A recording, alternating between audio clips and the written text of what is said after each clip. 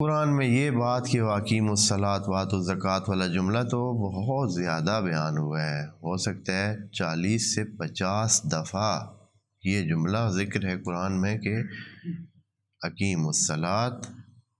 وآتوا الزکوٰۃ یا اقاموا الصلاۃ وآتوا الزکوٰۃ، یا یہ ہے کہ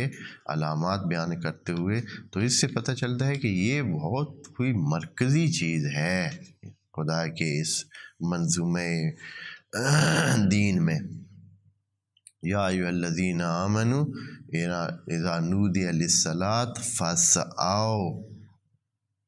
الی ذکر اللہ، جب نماز کی بات ہو،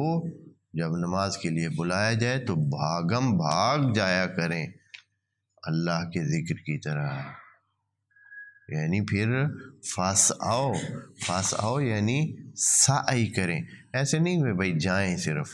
نہیں کہا ہے فذهبوا، نہیں کہا فذهبوا تو ہوتا ہے کہ بھائی جائیں،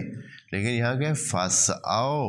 یعنی اپنی ساری ہمت ڈال دیں اس بات پر کہ اپنے آپ کو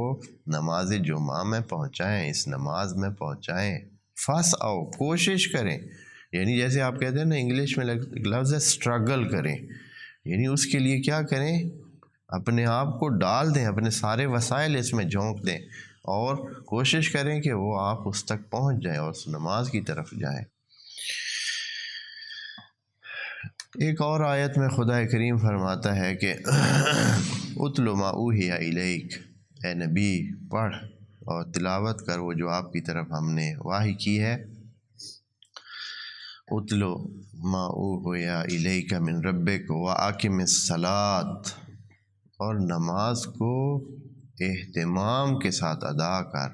اہتمام کے ساتھ پڑھ۔ ان الصلاۃ تنہی عن الفحشاء والمنکر، کہ